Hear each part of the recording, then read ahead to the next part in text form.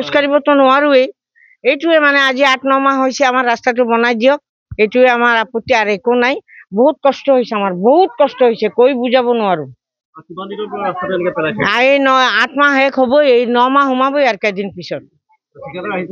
ঠিকাদাৰ নাই অহা, আহিলেও আমি চিনি নাপাওঁ, এইবিলাক ক'ব নোৱাৰো। লেবাৰখিনিয়ে কয় আমাক পইচা নিদিয়ে, আমি কেনেকৈ কাম কৰিম বাইদেউ।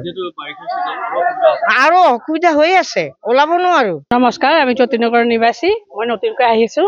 প্ৰথম যেতিয়া আহিছিলোঁ তেতিয়া ৰাস্তাটো সৰুকৈ আছিলে, অহা যোৱাত বহুত কষ্ট আছিলে। তাৰপিছত কি কৰিলে, এদিন আহিলে JCB লৈ পিনে ৰাস্তাটো বনাব। আমি বহুত ধুনীয়াকৈ একদম বহুত ফূৰ্তিত আছিলোঁ, আমাৰ ৰাস্তাটো এতিয়া হ'ব, গাড়ী সোমাব, কিবা স্কুটি হওক বাইক হওক যি হওক কিবা গাড়ীটো সোমাব, দৰ্জাৰ মুখৰ পৰা পেচেণ্ট যদি ওলাব হয় অসুবিধা নহ'ব। কিন্তু হোৱাৰ পাছত ৰাস্তাখিনি কুৰি মুৰি আজি 8 মাহ হৈ গ'ল, ড্ৰেইনখিনিতো হোৱাই নাই কমপ্লিট। এতিয়াতো আশাটো বাদেই দিয়ক, দৰ্জাৰ মুখৰ যে কণ্ডিশ্যনখিনি ইমান বেয়া হৈ আছে।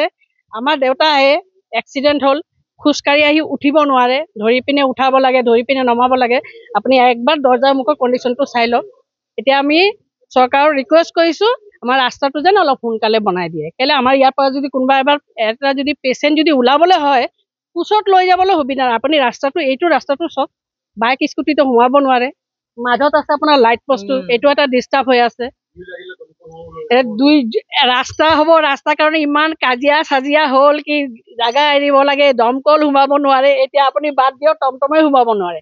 আমাৰ ঘৰত স্কুটি মানুহৰ ঘৰত থ'ব লাগে, ল'ৰা পৰে যোৰহাট JB কলেজত। এতিয়া যদি বৰষুণ দিয়ে ৰখি থাকিব লাগে, মানুহৰ ঘৰৰ পৰা এই ওচৰৰ ঘৰত স্কুটি থৈ আছে, আজি 8 মাহ হৈ গ'ল। এতিয়া চব ঠিকাদাৰৰ লগত মোৰ লগত একো কথা চথা হোৱা নাই। ইয়াতে এই খুৰা চুৰা আছে, ইহঁতি কথা চথা পাতিছে। যি হওক, খালি মোৰ ৰাস্তাটো সোনকালে হৈ যাব লাগে, মোৰ নহয়, গোটেই কলনী চবৰে অসুবিধা হ'ব। আৰু এটা বিশেষ কথা আছে, যিহেতুকে আপোনালোকে এই ৰাস্তাটো বনোৱা সময়ত আপোনালোকৰ টাউন কমিটিৰ যিজন ৱাৰ্ড কমিছনাৰ তেখেত আহিছিলে নেকি? যেতিয়া আহিছিলে। এতিয়া কিয় আহিছে নেকি?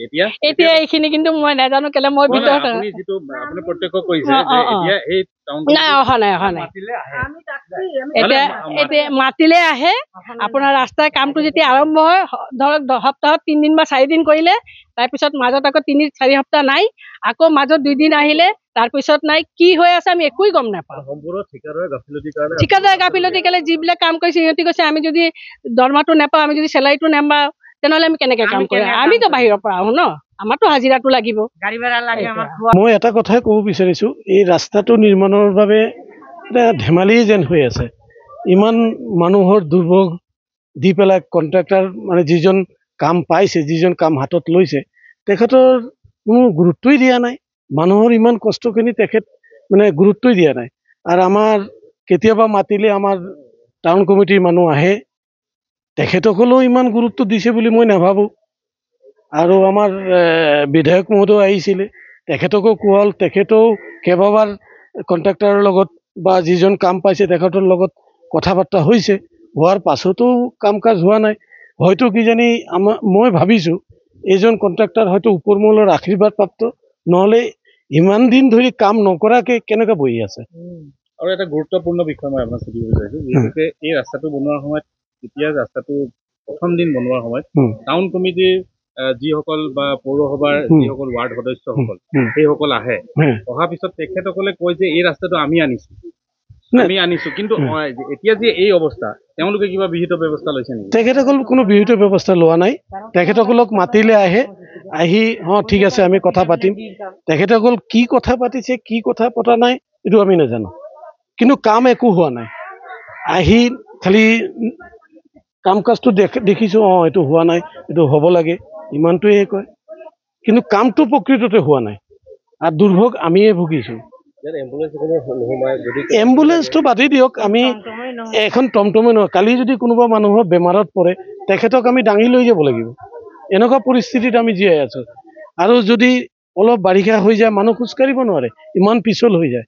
এনেকুৱা পৰিস্থিতিত আমি মানে চলি আছোঁ, ৰৈ আছোঁ এটা আশাৰে যে কামটো হ'ব। কিন্তু মই এতিয়া দেখি আছোঁ 8 মাহ পাছতো আমি আৰু আশা কৰিব নোৱাৰোঁ নেকি, কামটো নহ'ব নেকি। মইতো গাফিলতি ক'ব বিচাৰিছোঁ যিজন ঠিকাদাৰৰ পূৰ্ণ গাফিলতি। নামটোতো মই তেনেকুৱা নাজানো, বিদ্যুৎ নেওগ না। তেখেতক আহিছে নে নাই মই লগ পোৱা নাই। কিন্তু আমি পৌৰসভাৰ মাধ্যমে তেখেতক কথা পাতিব কৈছিলোঁ, পাতিছে না নাজানো, কিন্তু কাম হোৱা নাই। আমাৰ MLA বিধায়ক মহোদয় আহিছিলে, তেখেতকো কোৱা হ'ল, তেখেতেও কথা পাতিছে। তাৰ পিছতো আমাৰ মিষ্টাৰ নেওগে কোনো ধৰণৰ গুৰুত্ব কিয় নিদিলে মই বুজি নাপালোঁ।